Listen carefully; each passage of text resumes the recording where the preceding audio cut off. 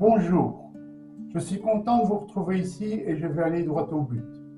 Si vous êtes retraité ou proche de la retraite et que vous cherchez un revenu complémentaire réaliste, que vous ne cherchez pas un miracle, que vous ne cherchez pas une promesse en l'air, cette vidéo est exactement faite pour vous. Parce que cette situation, je la comprends. On a travaillé toute sa vie, on a une pension, mais les fins de mois peuvent être serrées. Ou simplement, on a envie de continuer à faire quelque chose, à rester actif, à garder un peu d'autonomie financière. C'est légitime et c'est tout à fait possible. Alors aujourd'hui, je vais vous présenter 10 possibilités concrètes. 10, pas 2, pas 20. 10 options que j'ai sélectionnées parce qu'elles sont accessibles, réalistes et adaptées à des personnes qui ne veulent pas se lancer dans quelque chose de compliqué. Pour chaque possibilité, voici ce que je vais vous donner. Pourquoi ça peut marcher, ce qu'il faut absolument éviter et comment démarrer simplement sans se perdre. Et je vais vous préciser quelque chose d'important dès maintenant pour qu'il n'y ait pas de malentendu. Tout ce qui concerne la déclaration, les impôts, les cotisations et les lois sociales, je ne l'aborde pas dans cette vidéo. Pas parce que c'est sans importance, au contraire, c'est essentiel, mais parce que ça dépend de chaque situation personnelle. J'y consacrerai une vidéo entière avec des repères clairs et des sources officielles.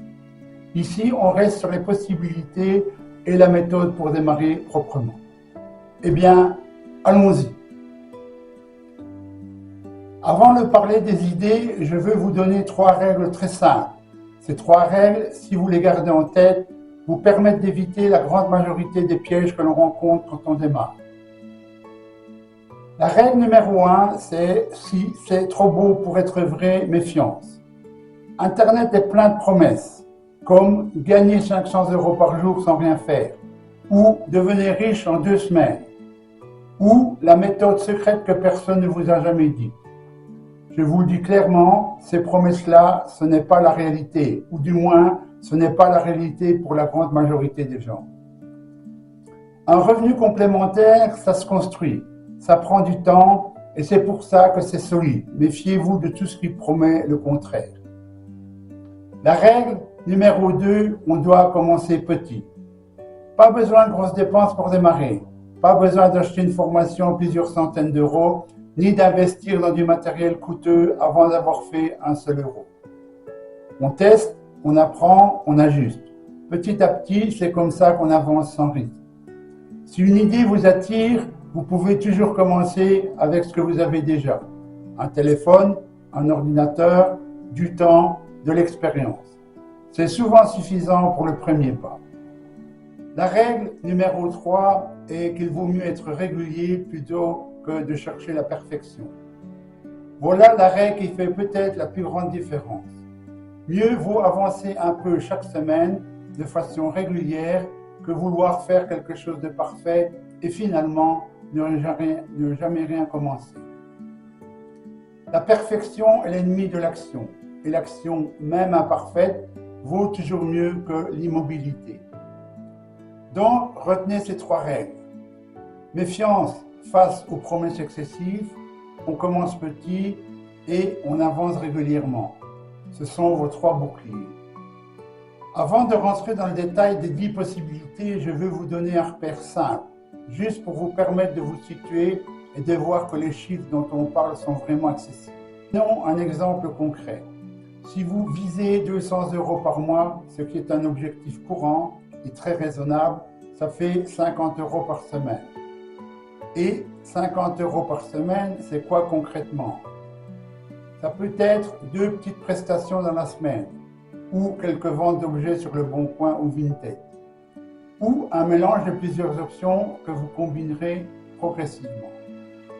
Vous voyez, ce n'est pas une somme astronomique, ce n'est pas non plus quelque chose qui tombe du ciel, mais c'est quelque chose de réaliste, qui se construit semaine après semaine. Et pour certains, l'objectif sera différent, peut-être 100 € par mois pour commencer, ou peut-être 300 €. Chacun son rythme, chacun ses besoins. Le but de ce repère, ce n'est pas de faire des calculs compliqués, c'est juste d'avoir une boussole, une direction, quelque chose de concret sur lequel s'appuyer quand on choisit par où commencer. Bien, maintenant, entrons dans le vif du sujet. chacune de ces possibilités, je vais suivre la même structure pour que vous puissiez vous repérer facilement. Je vous explique ce que c'est, je vous donne un exemple concret, je vous parle du temps à prévoir, du piège à éviter et je vous donne une astuce simple pour bien démarrer. La première possibilité, c'est revendre des objets que vous n'utilisez plus. Et je vous le dis tout de suite, c'est de loin la façon la plus rapide de commencer. Pourquoi? Parce que vous avez déjà les ressources, elles sont chez vous, elles attendent. Il n'y a rien à créer, rien à apprendre, rien à acheter, juste à agir. Beaucoup de gens disent « mais moi, j'ai rien à vendre ». Et pourtant, quand on regarde autour de soi, honnêtement, on trouve presque toujours quelque chose. Un meuble mis au grenier, une cafetière qui prend la poussière, une imprimante qui fonctionne encore mais qu'on n'utilise plus, un vieux téléphone dans un tiroir, des livres qu'on ne relira jamais. Exemple simple, imaginez que vous choisissez 5 objets chez vous, juste 5. Un petit meuble, une cafetière, une imprimante, un téléphone et des livres. Voilà votre point de départ. Maintenant, quel est le temps à prévoir? Eh bien, 30 minutes pour rassembler les objets et les nettoyer un peu. 30 minutes pour faire des photos propres, on y revient dans un instant, et 30 minutes pour écrire 5 annonces. Ensuite, 10 minutes par jour pour répondre aux messages. Vous voyez, c'est très accessible. Dans ce cas, quel est le piège à éviter? Eh bien, le piège classique, c'est les photos sombres et le prix irréaliste. Une photo prise dans un couloir sombre avec un désordre derrière, ça ne donne pas envie. Et un prix trop élevé bloque tout. Les gens passent à l'annonce suivante sans même vous contacter. L'astuce, c'est qu'avant de publier, prenez 5 minutes pour regarder ce que font les autres sur Le Bon Coin ou sur Vinted. Cherchez le même objet. Regardez ce qui se vend vraiment et placez-vous dans la moyenne. Et pour les photos, lumière naturelle, fond neutre, objet propre, c'est tout ce qu'il faut. La deuxième possibilité, ce sont les petits services près de chez vous. Et je veux être clair, je ne parle pas de devenir employé de maison ou d'aide à domicile au sens formel. Je parle de petits coups de main ponctuels dans votre quartier, à des gens que vous connaissez ou que vous allez connaître. Des exemples, eh bien, c'est faire des courses pour un voisin qui se déplace difficilement. C'est aider à ranger légèrement une pièce. C'est accompagner quelqu'un à un rendez-vous. Ou c'est proposer une aide simple qui correspond à ce que vous savez faire naturellement. Et pourquoi ça marche? Eh bien, parce que les gens ont besoin d'aide, sincèrement, et ils préfèrent souvent faire appel à quelqu'un qu'ils ont vu dans le quartier plutôt qu'à un inconnu. La proximité, ça inspire confiance. Et la confiance, c'est ce qui fait que les gens reviennent et qu'ils parlent de vous à leurs proches. Le temps à prévoir pour cette activité, c'est de commencer avec 2 créneaux fixes par semaine. Par exemple, le mardi matin et le vendredi matin. Comme ça, vous gardez le contrôle. Vous ne vous retrouvez pas débordé et vous profitez quand même de votre semaine. Vous pouvez en profiter normalement. Le piège à éviter, eh bien, c'est de dire oui à tout. C'est le piège numéro 1. Au départ, on veut bien faire, on veut être disponible et on finit épuisé. Ça crée du stress et souvent des malentendus. L'astuce, c'est que vous fassiez une petite liste personnelle avec je fais et je ne fais pas. Pas besoin de la montrer à tout le monde, mais l'avoir dans la tête ou sur papier. Ça vous aide à répondre clairement quand on vous demande quelque chose qui ne vous convient pas. La troisième possibilité, c'est l'aide numérique. Et celle-là, je vais vous dire, c'est particulièrement intéressant parce que la demande est énorme, vraiment énorme. Et souvent, les gens ne savent pas à qui s'adresser. Exemple, créer une adresse mail pour quelqu'un qui n'en a pas encore. Aider à classer des photos sur un téléphone. Expliquer comment utiliser WhatsApp pour rester en contact avec la famille. Aider à imprimer un document. Accompagner dans des démarches simples en ligne. C'est des choses qui vous semblent peut-être évidentes, mais qui bloquent vraiment beaucoup de gens. Et pourquoi ça marche? Parce que beaucoup de personnes sont perdues face aux outils numériques. Pas parce qu'elles sont incapables, mais parce que personne ne leur a expliqué calmement à leur rythme avec les mots qu'elles comprennent. Une aide patiente et bienveillante, ça change tout. Et ces personnes-là sont reconnaissantes. Elles reviennent et elles parlent de vous. Quel est le temps à prévoir? Eh bien, au départ, un rendez-vous d'1 heure par semaine suffit amplement. 1 heure, Et il y a une règle d'or que je vous recommande d'appliquer dès le début. La règle d'or, c'est un rendez-vous égale un problème. Pas 10 problèmes en même temps, parce que si vous essayez de tout régler en 1 heure, la personne repart la tête pleine et elle n'a rien retenu. En se concentrant sur une seule chose, elle repart avec une vraie compétence et une vraie confiance. Et elle vous rappelle la semaine suivante. Le piège à éviter dans ce cas, c'est de devenir ce qu'on appelle un dépannage illimité. C'est-à-dire, la personne vous appelle à n'importe quelle heure, pour n'importe quel problème, sans limite. Soyez clair dès le départ sur le cas. L'astuce, c'est pendant le rendez-vous, faites noter les étapes à la personne sur papier, comme à l'école. Ça lui donne un support à consulter chez elle. Et ça la rend plus autonome, ce qui est la vraie réussite. La quatrième possibilité est la garde d'animaux ou la surveillance de maison. C'est une option concrète, très demandée à certaines périodes de l'année. Les vacances scolaires, les longs week-ends, les fêtes. Les gens partent et ont besoin de quelqu'un de confiance pour s'occuper de leur chien, de leur chat ou de leur maison. Si vous aimez les animaux ou si vous êtes simplement fiable et sérieux, vous avez tout ce qu'il faut. Le temps à prévoir, c'est variable selon ce que vous acceptez de faire. Visite ponctuelle ou présence plus longue. Le point clé, c'est la fiabilité. Les gens vous confient ce qui compte pour eux. Il faut être à l'heure, faire ce qui a été convenu et communiquer si quelque chose change. Le piège à éviter, c'est de ne pas clarifier les consignes avant de commencer. Qui donne à manger? Quelle quantité? À quelle heure? Est-ce qu'on peut sortir l'animal? Où sont les clés de secours? Tout ça doit être dit clairement avant le départ des propriétaires. L'astuce, c'est qu'il faut écrire tout. Faites un petit document avec les horaires, les consignes, les clés, le contact d'urgence et le mode de paiement. Ça professionnalise votre approche et ça évite les malentendus des deux côtés. Cinquième possibilité, les prestations simples en ligne. Quand je dis en ligne, je ne veux pas dire compliqué. Il s'agit simplement de proposer un service par message ou par mail, sans se déplacer. Exemple concret, relire et corriger un texte, mettre en page un document Word, rédiger ou reformuler une lettre, un message, un CV. Beaucoup de gens savent ce qu'ils veulent dire, mais n'arrivent pas à le mettre par écrit de façon claire et professionnelle. Et ça, c'est une vraie valeur. Et pourquoi ça marche? Parce qu'on a tous besoin à un moment ou à un autre d'un texte plus clair, plus poli, mieux structuré. Une lettre de réclamation, un mail important, un CV à remettre à jour. Et souvent, les gens ne savent pas vers qui se tourner. Le temps à prévoir 2 sessions d'1 heure par semaine au départ. C'est largement suffisant et c'est flexible. Vous travaillez depuis chez vous à l'heure qui vous convient. Le piège à éviter, c'est faire trop pour pas assez. C'est-à-dire, passer 2 heures sur une lettre pour 5 €. Ce n'est pas tenable. Il faut savoir cadrer votre travail dès le départ. L'astuce, c'est de définir des tarifs clairs. Par exemple, une page est tel prix, 2 pages est tel prix, délai 48 heures. Comme ça, tout le monde sait ce qu'il paye et ce qu'il reçoit. Pas de surprise, pas de malentendu. La 6e possibilité, c'est de créer un mini-guide en PDF.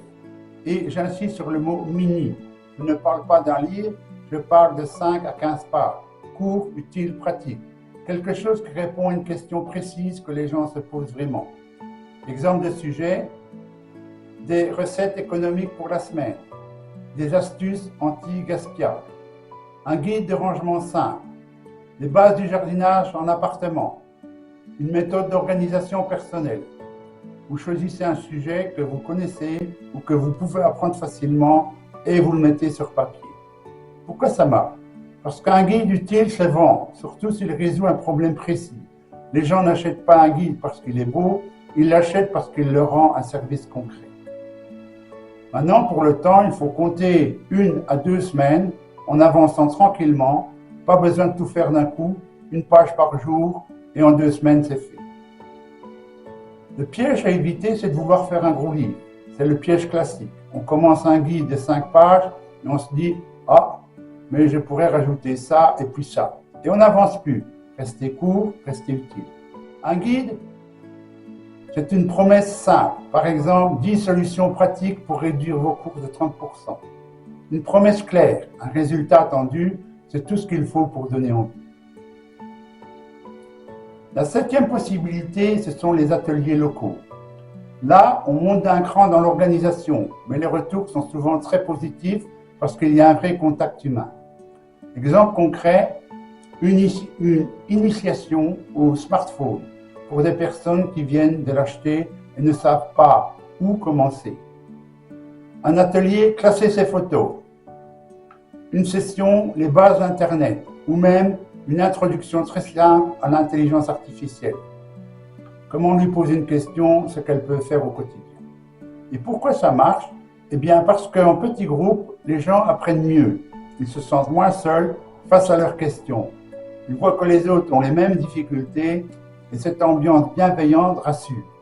Les gens repartent avec le sourire et ils en parlent autour d'eux.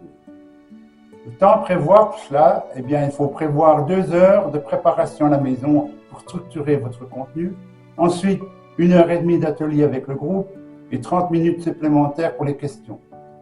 Parce qu'il y en aura toujours. Et c'est souvent là que les choses les plus importantes se passent. Le piège à éviter ici, c'est de réaliser un atelier sans structure, arriver sans plan clair et improviser désorganise tout. Les gens ne savent pas où vous en êtes, ni ce qui va venir. Alors ils décrochent. L'astuce simple, c'est d'utiliser un plan à 4 étapes. Accueil et présentation, c'est-à-dire qu'on met tout le monde à l'aise. Démonstration, vous montrez. Exercice pratique, ils essayent. Question, on répond. Question, on répond ensemble. Simple, efficace, et ça donne un rythme que les participants apprécient. La 8e possibilité est de faire de l'affiliation. Et ça, c'est mon choix personnel. 8e possibilité, l'affiliation. Et là, je vais être transparent avec vous, c'est la solution que j'ai choisie personnellement. Je vous le dis clairement parce que vous méritez de savoir d'où je parle. L'affiliation, c'est quoi exactement? C'est recommander un outil, un service ou une formation que vous utilisez vous-même. Et si quelqu'un passe par votre lien pour y accéder, vous touchez une commission. Pas besoin de créer votre propre produit. Pas besoin de gérer des clients. Vous partagez ce qui vous a aidé et si ça aide les autres, vous êtes rémunéré pour ça. Pourquoi j'ai choisi cette voie? D'abord parce que je peux avancer à mon rythme, sans pression, sans horaire imposé. Ensuite parce que je recommande uniquement ce que j'utilise vraiment. Ce n'est pas de la publicité, c'est un partage honnête d'expérience. Et enfin, parce que sur le long terme, le contenu que je crée reste en ligne. Un article, une vidéo, un message, ça continue de travailler même quand je ne suis pas devant mon écran. Le piège à éviter dans l'affiliation, c'est de vouloir vendre sans aider. C'est l'erreur la plus courante en affiliation. Mettre un lien partout en disant « achetez ça » sans expliquer, sans montrer, sans donner de valeur, ça ne marche pas et ça abîme la confiance. L'astuce, c'est d'expliquer, de montrer et de simplifier. Vous êtes d'abord utile. Toujours. Le reste suit naturellement. Si les gens comprennent que vous leur donnez vraiment quelque chose, ils suivront votre recommandation avec confiance. 9e possibilité, réaliser un blog. Je vais être honnête, un blog c'est du long terme. Vous ne publiez pas un article aujourd'hui pour toucher de l'argent demain. Un blog, ça prend du temps, mais c'est un actif et ça c'est important. Un actif, c'est quelque chose qui travaille pour vous même quand vous ne travaillez pas. Un article que vous écrivez aujourd'hui peut être lu dans 6 mois, dans 1 an, dans 2 ans. Il reste en ligne. Il continue d'exister. Et si avec le temps, vous avez une audience, vous pouvez le monétiser de différentes façons. Affiliation, publicité, vente de guides. Les deux se combinent très bien. Le piège ici, c'est d'abandonner trop tôt. C'est l'erreur numéro 1 en blogging. On publie 5 articles, on ne voit aucun résultat et on s'arrête. Mais les résultats arrivent après plusieurs mois de régularité. Il faut tenir. L'astuce, c'est de réaliser un article simple par semaine suffit pour commencer. La régularité compte bien plus que la fréquence. Une publication par semaine pendant 6 mois, c'est 26 articles. C'est une vraie base. La 10e possibilité, c'est de travailler sur YouTube. Je sais que beaucoup d'entre vous vont penser, pas moi, je ne me vois pas devant une caméra. Et je comprends tout à fait cette réaction. mais je veux vous dire quelque chose d'important. Vous n'êtes pas obligé d'être face caméra, pas du tout. Vous pouvez très bien faire des vidéos où vous montrez votre écran, une démonstration, une explication, un tutoriel. Votre visage n'apparaît pas, juste votre voix et votre écran. Et ça, c'est très accessible. Pourquoi c'est puissant? Parce que YouTube est le deuxième moteur de recherche au monde. Les gens y cherchent des réponses à leurs questions tous les jours. Si vous répondez à ces questions avec une vidéo utile, elle peut être vue des milliers de fois sur plusieurs années. Le piège à éviter ici, c'est de vouloir être parfait avant de publier. On attend que la lumière soit parfaite, que le son soit parfait, que le montage soit parfait, et on ne publie jamais rien. La première vidéo sera imparfaite, c'est normal. C'est comme ça pour tout le monde. L'astuce, c'est de réaliser une vidéo simple par semaine, rien de plus. Avec le temps, vous allez progresser. La technique va s'améliorer, la confiance va grandir et les résultats vont suivre. Bon, maintenant vous avez une vue d'ensemble sur les 10 possibilités et peut-être que vous vous dites, c'est bien, mais laquelle je choisis? Je vais vous aider à y voir clair parce que toutes ces options ne se valent pas selon votre situation, votre temps disponible et ce que vous voulez construire. J'ai regroupé les 10 possibilités en 3 catégories. Première catégorie pour les résultats rapides, résultats en quelques jours ou semaines. La revente d'objets, les services de proximité, l'aide numérique et les gardes. Ce sont des solutions où vous pouvez commencer très vite et voir des résultats concrets rapidement. Pour l'intermédiaire, résultats en quelques semaines à quelques mois. Les prestations simples en ligne, le mini-guide PDF et les ateliers locaux. Il y a un peu plus de préparation, mais le potentiel est plus structuré. Maintenant, sur le long terme, pour obtenir des résultats en plusieurs mois. L'affiliation, le blog et YouTube. Ces options demandent de la patience et de la régularité, mais elles construisent quelque chose de durable. Et souvent, le meilleur plan, c'est de combiner les 3 niveaux. Une option rapide pour prendre confiance et avoir quelques euros qui rentrent. Une option intermédiaire pour stabiliser et structurer. Et une option long terme pour construire un vrai actif. Pas besoin de tout faire en même temps. Commencez par une seule chose, faites-la bien, ensuite vous ajoutez. Maintenant, je vais vous montrer quelque chose de concret. Comment l'intelligence artificielle peut vous aider à gagner du temps dans vos démarches. Parce que beaucoup de gens entendent IA, intelligence artificielle, et pensent que c'est compliqué, réservé aux experts ou même un peu effrayant. Mais ce n'est pas le cas. C'est un outil. Comme une calculatrice, ça fait des choses précises, bien et vite. Mais c'est vous qui guidez. Imaginons que vous voulez vendre une imprimante. Vous pouvez demander à l'IA, écrire une annonce claire et courte pour vendre une imprimante HP, état, bon état, quelques rayures, fonctionne parfaitement, prix 40 €. Style simple, poli, 6 lignes maximum. Et en quelques secondes, vous avez une annonce propre, bien formulée avec les mots qu'il faut. Ensuite, vous relisez, vous ajustez avec vos propres mots, si besoin, et vous publiez. C'est tout. Donc ici, je vais sur ChatGPT et je vais lui poser la question suivante. Écris-moi une annonce claire et courte pour vendre une imprimante en bon état au prix de 25 €, dans un style simple et poli, 6 lignes maximum. Et voilà, ici, il va me écrire l'annonce. Donc voilà, imprimante à vendre 25 €, je vends une imprimante en bon état de fonctionnement, elle imprime correctement, toujours été utilisée, idéal pour un usage à la maison pour un étudiant, prix demandé, à venir chercher sur place. N'hésitez pas à me contacter pour plus d'informations. Donc vous voyez ici, on a une super annonce rédigée par ChatGPT. Pour une démo 2, c'est rédiger un message pour l'affiliation. Deuxième exemple, vous voulez expliquer à vos lecteurs comment un outil numérique peut les aider.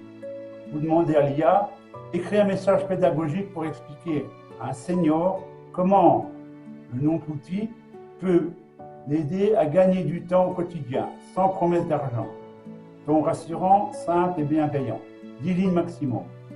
Et vous obtenez une base que vous personnalisez avec votre propre expérience et de vous partager. Donc ici, je vais travailler avec Claude et donc Claude est une intelligence artificielle et je vais lui demander d'écrire un message pédagogique pour expliquer à un senior comment SonicBook peut l'aider à gagner du temps sans promesse d'argent, avec un ton rassurant, simple et 10 lignes maximum. SonicBook est un programme pour écrire des e-books automatiquement.